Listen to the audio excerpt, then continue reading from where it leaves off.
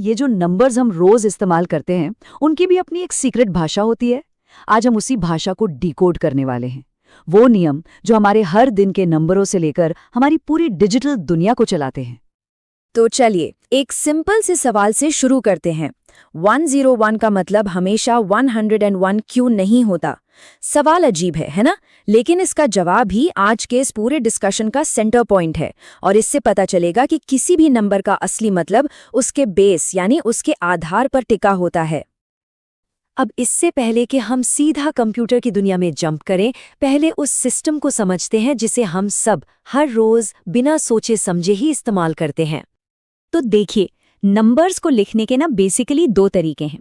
एक है non positional system, जैसे पुराने रोमन न्यूमरल्स। वहां आई का मतलब हमेशा 1 ही होता है, चाहे वो कहीं भी लिखा हो, फिक्स्ड वैल्यू।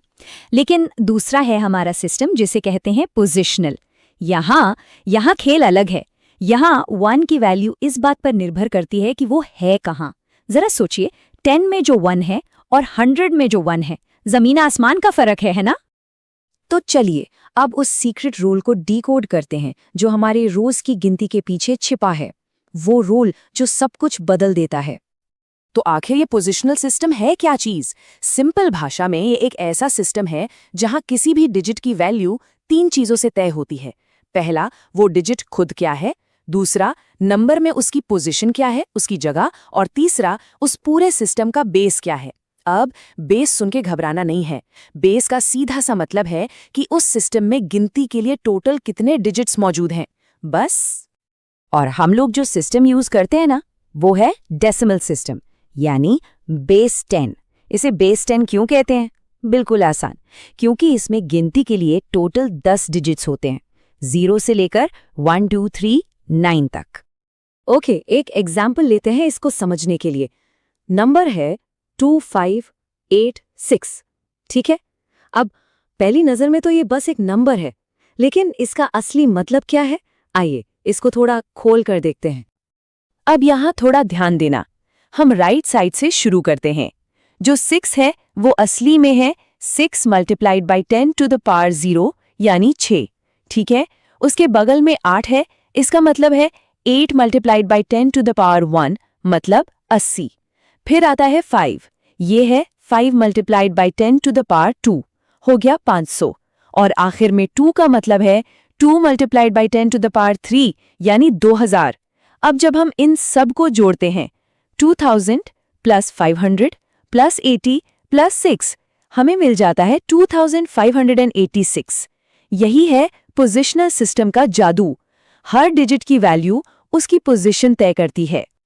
अच्छा, अब जब हम ये बेसिक रूल समझ गए हैं, तो चलिए देखते हैं कि बिल्कुल यही लॉजिक कंप्यूटर की अपनी दुनिया में कैसे काम करता है। देखिए, कंप्यूटर्स ना हमारी तरह 10 डिजिट्स में नहीं सोचते।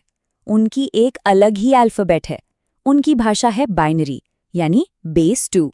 और इस भाषा के अल्फ़ाबेट में सिर्फ 2 ही लेटर्स हैं, 0 और 1। ये असल में इलेक्ट्रिक स्विच की ऑफ और ऑन स्टेट को रिप्रेजेंट करते हैं। सिंपल। इसी 0 या 1 को हम कहते हैं एक बिट। ये बाइनरी डिजिट का शॉर्ट फॉर्म है और ये कंप्यूटर की दुनिया में इंफॉर्मेशन की सबसे छोटी, सबसे बेसिक यूनिट है। तो अब हम अपने शुरू के सवाल पर वापस आ सकते हैं, 101 का मतलब। लेकिन उससे पहले एक थोड़ा लंबा एग्जाम्पल देखते हैं ताकि कॉन्सेप्ट बिल्कुल क्लियर हो जाए। नंबर है 10101 और ध्यान दीजिए नीचे छोटा सा 2 लिखा है। इसका मतलब है कि ये बेस 2 का नंबर है, यानी बाइनरी है। यहाँ पर भी रूल बिल्कुल सेम है। फर्क सिर्फ इतना है कि बेस 10 की जगह बेस 2 है, तो हम 10 के पावर्स की जगह 2 के पावर्स यूज करेंगे। चलिए राइट से शुरू करते हैं। पहला 1 है 2 टू द पावर 0, उसके बाद 1 है 2 टू द पावर 2 और आखिरी 1 है 2 to the power 4।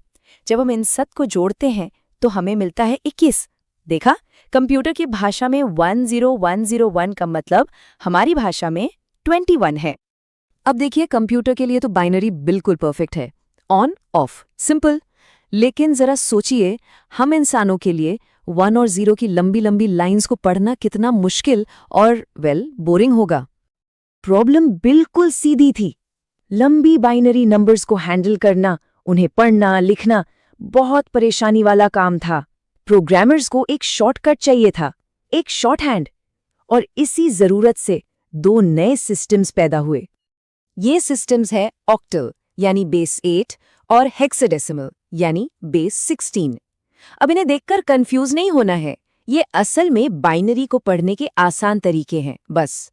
Octal use करता है 0 से 7 तक के डिजिट्स, और हेक्साडेसिमल क्या करता है, वो 0 से 9 तक तो यूज करता ही है, उसके बाद ए से लेकर एफ तक के लेटर्स भी यूज करता है, ताकि टोटल 16 सिंबल्स पूरे हो सके। तो सवाल ये है कि आखिर ये शॉर्टकट्स काम कैसे करते हैं? इन सिस्टम्स और बाइनरी के बीच का जो कनेक्शन है ना, वो बहुत सिंपल और कह सकते हैं बहुत स्मार्ट है। बाइनरी को ऑक्टल में बदलने का तरीका तो कमाल का है। कोई भी बाइनरी नंबर लीजिए, उसे राइट साइड से 3-3 के ग्रुप में तोड़ लीजिए। अब 3 के ग्रुप ही क्यों? क्योंकि 2 to the power 3 होता है 8, यानी ऑक्टल का बेस। सिंपल। अब बस हर ग्रुप को उसकी डेसिमल वैल्यू में कन्वर्ट कर दीजिए।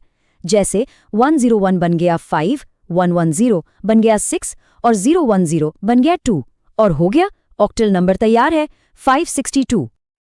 और गेस व्हाट, हेक्साडेसिमल के लिए भी बिल्कुल यही लॉजिक है, बस इस बार हम 4-4 के ग्रुप बनाते हैं। क्यों? बिल्कुल सही, क्योंकि 2 to the power 4 होता है 16। तो बाइनरी नंबर 00111101 को हम तोड़ते हैं 0011 एंड 1101 में।